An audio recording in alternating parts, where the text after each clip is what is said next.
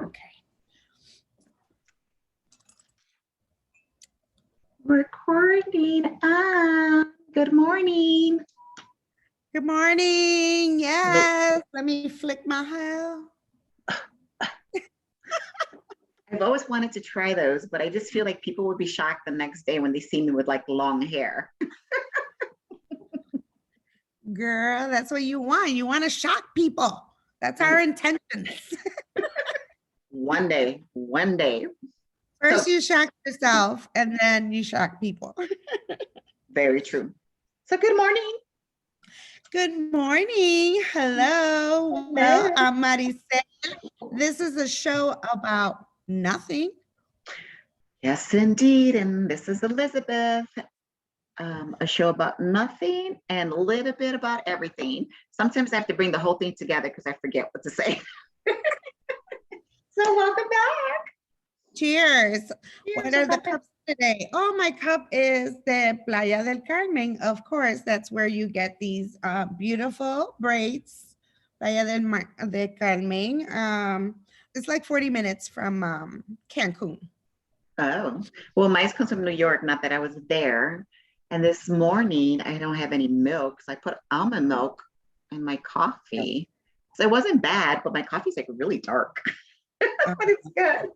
But you don't have sugar, right? Yeah, I don't put sugar in my coffee. And it just in general, I have to have a taste for sugar, but in general, it's not bad, but it's not my favorite. I probably should go get some more coffee. Yeah, I did. Talking about coffee, I had some coffee. It's like it said gourmet. It's like a blue bag, and I have to memorize the description so like I could see if I could pick it up because it's made in Mexico, and it was so delicious. It was I just put a little creamer, and it didn't need no sugar, and it was amazing. Well, what you need to do is something that I do. No, I'm not going to share because you said you're going to ask me something about me later. But I'll share it then. Well, maybe talking about, Mexico, me just coming from Mexico and traveling. Let me just share something that you and the audience don't know about me, that it's no big deal, but it's just me. And I didn't know I did it until I had that aha moment. I'm like, wait, I do this all the time when I travel. What it is before I board, wherever I'm going, I purchase a book. Oh. And then I put the destination and the date and like on my way to Mexico, happy birthday, Elba, because it was my sister's birthday. So if you look at my bookshelves, I have books from, dated from back when I started traveling. That's at where I'm going, and if it's somebody's birthday or whatnot. And that's what I do. And I just figured that out about myself. Is there something similar you do with that? That is cool. I guess, I always take a book with me. Not that I always read it, but I do. And so on this trip, I actually took the book White Fragility. And I did read, that was good. But the one thing about me that you don't know when I travel, and it's pretty petty, but I always pack an extra bag in my luggage or my carry-on because I always end up wanting to buy clothes or stuff that I can't fit in my luggage. So then I have this extra one where I can shove things in there and bring it back. That is so smart. I've never done that, and I have come up that I need to buy another carry-on suitcase. So that's a good tip. That's a good tip. Well, let me tell you how that one came about because it's really funny. So my husband took me to Spain for my 50th birthday. And of course, I wanted to go shopping, right? And so I went and bought the cheapest luggage possible. Like it literally broke down by the time we got home. And it was $20, right? And I loaded it, I brought my clothes. But shoot, when I got to the airport, I had to pay $70 for that maleta to bring it back. I was like, what? I was like, no more. No months. I know that those plane tickets are good, and you get some bargains, but then they'll get you with the bags, They and if will. you want to sit in the window. Mm, yeah. I was like, So that is why now I carry an extra bag in my back. And Smart. so I went to Florida this weekend just for a day, 24 hours, but we went to the beach the next morning. So I had the bag to be able to take the hotel towels with us. And it's so cool. I felt so responsible. So they're the towels you use to take a shower. So we went to the beach for like a few hours for our flight. And then I took the plastic liner from the garbage cans that had extra ones. So I took that with me too. And when I got done with the towels, I wrapped them up in a nice little ball, like they rolled them up, and I put them in there and I made a knot. So when I got back to the hotel, I said, by the way, I took the towels with me to the beach, and here they are, nicely packed for you to wash. That is smart too. That is so smart. I Yeah. like those tips. I like those tips. I did do a little quick introduction of the book, but it is a Grisham. He writes good Got me to books. win. And the reason I picked this one was I opened it up and it has my nephew's name, Leo. So Oh, I'm okay. So Leo, I'll take it. So then Leo in the book is a hurricane that's coming to Florida. And guess who's in Florida?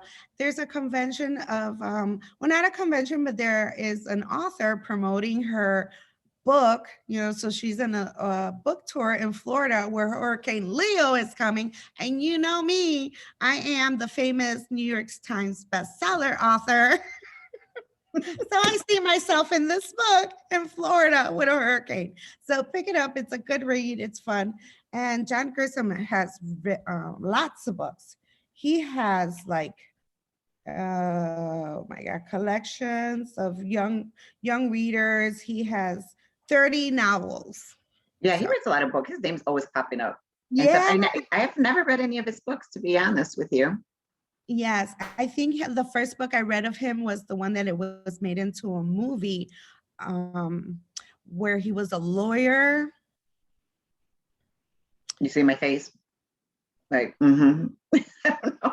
I gotta get back to me. You know me with my train of thought, or my brain goes blank. But But um Nana, tell me about all these little risito long hairs you have going on. you like this? Look at this. I You was look like, like you oh, in what? Jamaica. Yes. I was like, oh my God, I love the braids. And then you could just put them up in the. I'm gonna go get these because tú sabes que I never had long hair. I never had long hair, so I went. And then you know what is really nice about the braids that I was in Mexico in the same area 2 years ago. Mira, I was there 2 years ago, so I went definitely to the same girl that did my braids. And can you believe she remembered me? I was like, yeah, everybody remembered. And I'm in my Wow. phone looking for her picture that I took with her, and not her. Well, this kid Arturo, so that was helping with because I had more hair back then. With this shave, it's less hair. So I'm looking for the picture. She goes, no, I remember you. We were here till late. And I'm like, yes. And then I Wow. showed her the picture. And she's like, oh my God, Arturito. That is Because awesome. yes. And then I was with this other young lady, Kim, that I met in our trip. And she was like, well, why wouldn't they remember you? You're just so bubbly and so happy. And yes. But Cool.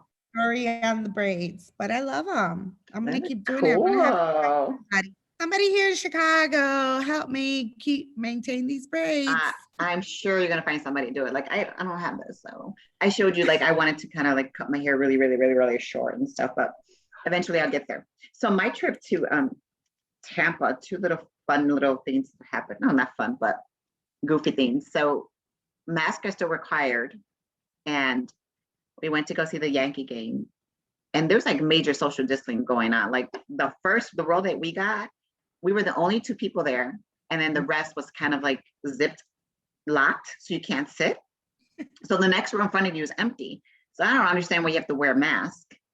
And it's like 80 something degrees, and I'm trying to have a beer, and I'm wearing a mask, and it got really, really hot, and I couldn't take it. And I was like, we got to go into like somewhere shady. Man, I was like, I bet. It was bad. I was like, okay, I appreciate this, but oh man, right? And then my husband was laughing at me because he was like, you don't like baseball. I'm like, it has nothing to do with baseball and everything to do with this mask that they had us wearing. And then that night we go to a tapas because I had a taste for tapas. And so we found a place called Bola Gastro Bar. And I found it on Yelp. And then the Yelp app or the little the page said, get $30, get $40 worth of food for $30. So basically they were giving you $10 off. And it excludes liquor. Okay, fine. So then we're about to check out. I give it to the lady who was the bartender because we sat by the bar because there was no seats. I said, oh, listen, I got this Yelp thing. And I show it to her. She's like, I don't understand this. Let me go get the manager. I'm like, okay. Because I'm assuming that she didn't know what to enter the code. So we get our bill and they took off $40. Wow. See, that's a Yelp to the rescue. That is awesome. Not the 10, but 40. So they read it wrong. I'm like, are you serious? And then they included the liquor that wasn't even supposed to be included. Wow. I know. I don't know if I should have been honest, but that what? That was a good gem. It was. I don't know if I was supposed to. I was happy. I'm going to put them a nice review. Please do so. And we're coming back. I'm not really into baseball. I like to go to the stadium for the Cubs. Yeah. I think they're more wild and more of my scene, but in the White Sox I like because their food is better. So we're gonna do some games just for the food or the location. Yeah. The thing is to get out. Let's get out and do some fun. That's right. That's right. When people ask me, like, what's your favorite baseball team? I never really had a favorite, but I guess really deep down inside, it's the Cubs. I would always say, I love the White Sox because it's family friendly, right? That's kind of the way I say, like, you see the food, I thought was family friendly. And I could take my kids, right? But I love the Cubs, Wrigleyville area, if I want to party. So depending on the mood that I was in, is the game that I chose. Yeah, my heart is with the Cubs. It's been, the family, my kids, it's Cubs. But, I ask me what player is playing. I'm like, I'll say Sosa. He's been gone for 10 years. Sammy Sosa's not probably there. Longer than that. Who's playing? But it's just fun to be, in that environment and have a good time. So, wow, you flew all the way out to go see the Yankees. So that was fun. It was an adventure, just like the adventure I had with you when you asked me to fly out to New York for 24 hours.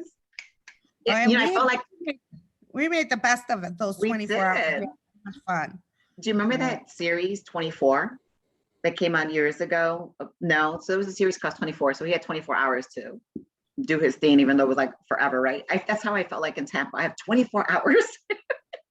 So we got there at noon or 11 and we got straight to the park, right? And then our flight was the next day at 3 o'clock. So I had only that time to just really make the best of it. And I'm always shocked. Like we say we don't have time, but we did a lot of 24 hours. We did, the baseball. Then we went to eat, and the beach the next morning, brunch, and then the flight back home. I was like, and we slept, and we didn't even sleep 4 hours. We had like our whole 7-8 hours that we wanted. I love those trips. I think I should do them a little bit more. So. Yeah, I think we should plan one. I've never done a 24-hour one, but we should do it because it's something to take out of the bucket list. I'm gonna be like, check, 24-hour trip, check. ¿Quién hace eso? Well, yo lo hice. Elizabeth does it. Let's do it too. Yeah, a little cheap flight somewhere. 24-hour rush. It'll be like an adrenaline rush. It's like, oh my God, let's go. Hurry up. We gotta do this. We gotta do that. I hope I missed the flight. Oh gosh, no, that would be really, really, really fun. Really, really fun. Really, really fun. So I was reading this article that someone posted about this young lady who owns a bakery here in Cicero. Oh, And okay. her name is Juana Rosales, and she came here from Guanajuato and opened a bakery called Dulce Bakery. I think I wrote Dulce Bella Sweets Bakery. She makes sugar cookies. Yeah, but get this. This is like pretty cool. This is my shout out to International Women's Day, honoring her. So she made these sugar cookies. And then I saw a photo of her cookies. She made an elote, a concha, cutest things. I've never seen that before. But she was posting them on social media, and a celebrity ordered cookies from her. Wow. Eva Longoria. Oh my God. Yes, isn't this cool? Awesome. I'm here from Chicago. We're going to have to go visit her. We have to go visit. And she's a DACA recipient. She refers to herself as the dreamer. She thinks dreamers' mentality makes you successful. And she lives in Humboldt Park. Yeah. Oh my God. Oh my God. We need a timeline so we could go get some cookies for our show. That's the thing we need to support the small businesses, of course. Yes. And she had Eva Longoria, now she's going to have the Boricua Talk girls. So she's going to have 2 celebrities ordering cookies. The Boricua Talk girls and Eva Longoria. Yeah. Well, let me tell you, I may not want to eat them because they look really, really good. Don't talk about eating because I ate everything that they offered me. Mole. I ate pozole. No, I didn't eat pozole. I ate the seafood mariscos. I said, I need something to pick me up. Oh, well, you got some mariscos here. But you know me, I never say no to food. And that bakery across my house, I need to stop going. Eso no, esos brownies están deliciosos. But kudos to her. Yes, we'll eventually go visit her and get some cookies. And Cicero, look her up for people who live in Illinois or Chicago. Go support her. And then I saw something else pretty cool. All right, so you know I'm all about acts of kindness, right? So there's this Chicago-based restaurant owner named Robert Nugget. And then the beginning of March, you know, it was really cold in Chicago. So there are very hardworking people out there trying to make a living, even though they don't own restaurants, they own the carritos, right? Like the tamale people, right? The elote people, they're out there. I mean, I see posts all the time of people saying, hey, if you're going down this street, support the local man selling candy corn. Not that candy corn. What's the thing that cotton candy? No, the cotton candy or champurrado and all that stuff. Okay. So this person, Robert, on the week of March 2nd, it was really cold. He went around and he brought all of the vendors tamales. He purchased them all so they wouldn't be out in the street because it was pretty cold. And what he did was he took it and he donated it to homeless shelters, or he put them. Have you heard of the Love Fridge? Well, they have them in different. I have one by on Grand and Austin. There's one. Yes, where they put stuff and they can just take it. Yes. So he got those Love Fridges with tamales. Isn't that cool? I love that. I did hear about that. I did hear about that. And you know that's what I love. You know that people are just doing different things for others. That you know they don't think about themselves. They think about others, and you know that was really nice. That really brightened. And then I love tamales. I'm like, me too. Makes me want to go get some tamales. Yeah, and some champurrado. I love the champurrado. Champurrado or champurrado? Champurrado. I don't know. It's champurrado. They understand. I go grande champurrado. You're like saying it non-Latina, champurrado or whatever that is. Champurrado. There's no other way. Champurrado. Champurrado. I don't. All right. If you know the correct spelling or the correct pronunciation of that, please let us know. Champurrado, I think it is. Get on champurrado. I need help. I know I need help. And they get me. There's one thing that it's dear to my heart that I wanted to talk about with my audience and Elizabeth. We did speak about it briefly before I jumped on another plane and headed out to Mexico with no internet and no access to my phone, which is good at times Bendito. because if you're out, you're just, just be in the present. And I put my phone away. I said, you know what, just send me pictures in our group because it was 8 of us. So I Mm, said, just put pictures in there and I'll copy them. But on my way over there, we were talking about with Janice Aponte about Kuka, our Kuka yeah, from yeah. the artist from Mm, Humboldt Park is very, very ill. And Martha, her sister, has been doing fundraisers. So I'm on a mission to gather as many people from the Humboldt Park area to come together and do a huge fundraiser. Kuka mhm. does not have a voice now, but her presence is in our homes where her artwork. I have artwork here in my home. I have artwork at Ponce. And if you know of her, she was always the first one to come and say, if we needed some donations or we were doing a fundraiser, she was, oh, quick, here's a piece. She was always Mhm. involved, always. And I know, I don't know her personally, but I know of her because we've been in Ponce 23 years, Yes. done the Humble Park Fest. She always had her table. She always had her artwork present. And I think now we need to come together and be present for her since she is very ill. And we're going to get more information out there. I'll be doing more Facebook, and Ponce will do something for Cuca, for, like they say on Channel 9, for one of our very own.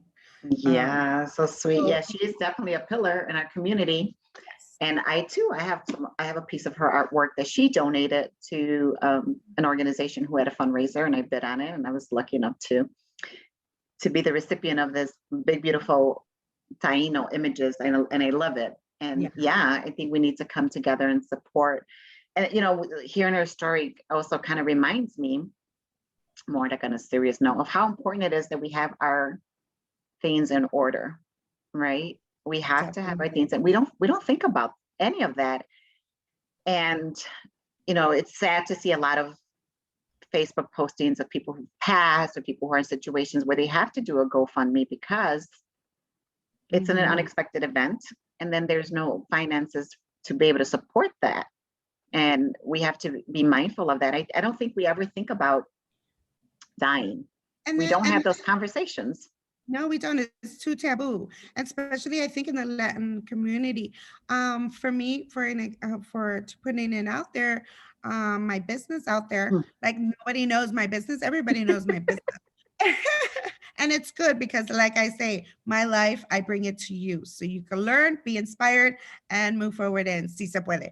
Sí se puede. So I had my very dear uncle pass, and it was very hurtful for me because my mom always she always invited them to go to Puerto Rico trips. So we had just came from a trip. My mom took my uncle, Milton, took my aunt, and I was like so excited. This is like the senior citizen trip, but there were the most amazing, funny people that came together. So that's another story. But it was a month after we got back from Puerto Rico of our trip, and then he passed. He had Mm-hmm. a heart attack. So I was like really, really, really sad. We shared a lot together. And then what's more hurtful is when he wasn't prepared, and then we had to raise money. Mm-hmm. Now that is a double pain. You know, you have to like get everything together, scramble around. So let's start having these conversations on what's going to happen in case we get sick, get ill, who is going to be the um the one that in charge of our decisions of our health Right. and our burial. So I put everything in order. No le digan a los nenes because me ponen pollo.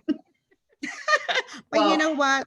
You have to think like that. And I hate it when it has to be cuando viene something that comes up and you're not taken by surprise. Let's not be taken by surprise. We are loved. Let's love each other now and get, our papers in order. That's nothing wrong to talk about it.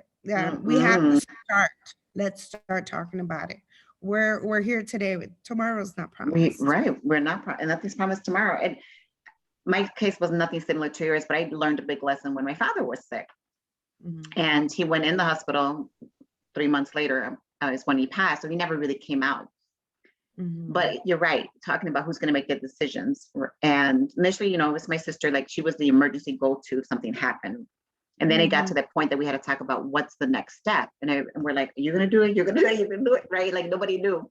So then it required like that tough conversation with my father saying, listen, Poppy, you're not leaving here. That's basically the conversation that I had with him. Yeah. What do you need me to do? And who do you want to make those decisions for you?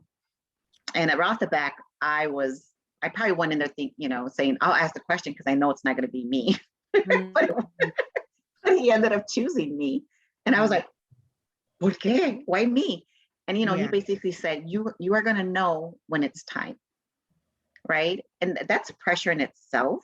Yeah. And, for it to come as a surprise and very stressful, because when that moment came, I lived with that for a whole year, not knowing if I really had made the right decision. But maybe if that conversation would have came early on and my father would have said, Lisa, this happens. This is what you need to do. Or if this happens, this is what I don't want you to do. And in my eyes, coming from a background in healthcare, going to nursing school, I knew my father was never going to leave that hospital without a ventilator. So what kind of life was that going to be, right? Yeah. And I knew he didn't want that either. So those are things you got to start thinking about. So I try to have those conversations with my mother. God bless her. She's 84. Ay, nena, déjate eso. ¿Por qué tiene que estar hablando de eso? De eso no se habla. No, my mother dice, los otros nacimos y no vamos a durar para siempre. I'm like, but that's not, we need to write it down. Okay, mommy. We need to write it. We have to have that written down, but like I said, it's too taboo. Nobody wants to talk about it. No. Talk about it. Well, my kids, let me tell you. We need to start. I love my kids. I mess with them so much. I always talk about that. And I don't talk about like crazy stuff, but when I travel, I always have a plan. And you know this. I have an envelope that I take to different something in my house, and it has information there that I tell my kids. The envelope's here. So initially they were like, "Why are you doing this?" I'm like, "Because you never know what can happen, and I don't want you guys trying to scramble to find things." Blah blah blah. So now I, get on a plane and I text them like, "Okay, Mom." So they're good with it, right? But there was a time when I'd be like, "I want to be cremated." And they're like, why? And I said, because it's cheaper, and why spend all this money? I'm having me in a casket. I don't even know where I want it. And I probably chose more because I don't even know where I want to be buried. So let's make it simple. Cremate me, take me to the ocean, throw my ashes, let me go swim with the dolphins. So I told my boys, and if you don't cremate me, I will be that ghost in your bedroom every single night haunting you. Well, you know what? We're having a conversation and we're laughing, but it is serious, and we have to have this conversation talking about cremation. I came and I had to put it that I wanted to be cremated. I mean, I felt like, for me, being cremated, it's being free and letting my spirit go everywhere instead of being in a box. I get, no, don't put me in a box. But I know my oldest that I love, to death, my Jose, I know he will not want me to do that. So what did I do? Cremation. It's on paper. So yeah. I'm sorry, baby. I love you, but my ashes are going all around Vegas. That's what I have. All around Vegas, all around the malls. I'm going to the shows that I love. Yeah, but you have to write it down. That'll be another fight between the siblings. Mami no la vas a crimen. Mami dijo, aquí está el papel, so they all have to come to an agreement because it's already written down. So, but those are things, let's talk about them and let's get them down on paper. I mean, look at what we were just hit with 2020. This was, we didn't know this would ever happen to us, and it did. And we lost so many. We lost so many. Like unexpected, right? People go in and they don't come out, and it's just sort of like, what do you do? But when I drew up my will when I was younger and silly, I think I put my will together probably 13 years ago. And I told the lawyer to put in my papers that if I died like before 65, that I wanted an open casket, and then if I was past 65, that I wanted a closed casket. And she said, "Why?" I said, "Because nobody wants to look at this old lady." Está jodiendo y hasta cuando se muera sigue jodiendo. Ay, bendito. What else do you want? I took it out. Open over 65. No, but under you know, 65. those are things you want. You get what you want. You ain't listening. You're not listening. I said under 65, I want an open casket because I still look pretty. Over 65. I was writing it down like the lawyer. He was like, "¿Estás loca? ¿Qué?" But ya me la sacó because I was like, and then when I did change it, it was like, I just thought that was the oddest thing that a client would ever tell me. That's what I'm saying. He was like, siempre hay una.